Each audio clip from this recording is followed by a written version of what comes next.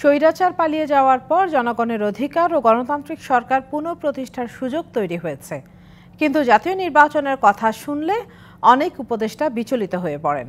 জাগো বাহে তিস্তা বাঁচাই কর্মসূচিতে ভার্চুয়ালি যুক্ত হয়ে এসব কথা বলেন বিএনপির ভারপ্রাপ্ত চেয়ারম্যান তারেক রহমান। এ সময় আন্তর্জাতিক পরিসরে তিস্তার ন্যায্য অধিকার পেতে সবাইকে ঐক্যবদ্ধ হওয়ার আহ্বান জানান তিনি। তিস্তার ন্যায্য হিস্যা ও মহাপরিকল্পনা বাস্তবায়নের দাবিতে 2 দিন ধরে অবস্থান কর্মসূচি পালন করছে লাখো মানুষ।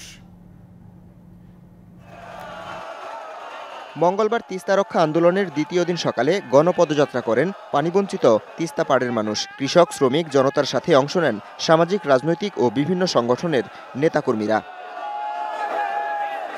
প্রায় 4 কিলোমিটার হেঁটে দুপুরে তিস্তা ব্রিজের নিচে পানিতে নেমে প্ল্যাকার্ড উঁচিয়ে ভারতের পানি আগ্রাসনের প্রতিবাদ জানান তারা। আমাদের তিস্তার লোক, আমরা ক্ষতিগ্রস্ত। আমরা চাই যে তিস্তার যাতে কোনো রকম ভালো একটা পদ্ধতি আসে। যদি ভালো কথা না পাই তাহলে আমরা এখানেই লক্ষ লক্ষ লোক থাকুটাকে এখানে থাকবো। যতদিন মতো ভালো কথা পাইনি ততদিন মতো আমরা থাকবো। ন্যায্য হিসাব আমরা পাচ্ছি না, ভারত সঠিকভাবে পানি আমাদের ছাড়তেছে না, যার ফলে আমাদের বিভিন্ন ধরনের আর্থিক ক্ষতি হয়ে দাঁড়াচ্ছে। তিস্তার তাণ্ডব ও জীবন যৌবনের কেড়ে নেওয়া স্মৃতি তুলে ধরা হয় নাটিকার মাধ্যমে।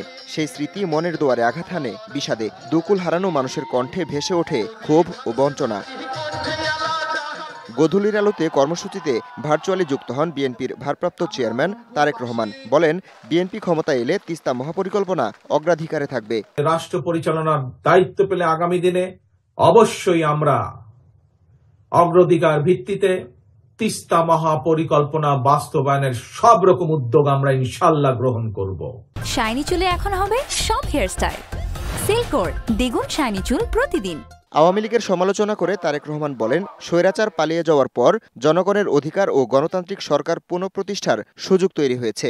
গণতান্ত্রিক দলগুলোর পক্ষ থেকে জাতীয় নির্বাচনের কথা শুনলেই অন্তর্বর্তীকালীন সরকারের কেউ কেউ বিচলিত হয়ে ওঠেন। জাতীয় নির্বাচন নিয়ে এক এক উপদেষ্টা এক এক রকমের বক্তব্য এই খুনি মাফিয়া চক্রের সামনে বিশৃঙ্খলা সৃষ্টির পথ সুগম করে দেয়। রাষ্ট্র পরিচালনার দায়িত্ব পেলে আবারও খাল খনন কার্যক্রম শুরু করার কথা জানান তারেক রহমান। এগুলোকেও খনন করতে হবে আমাদের।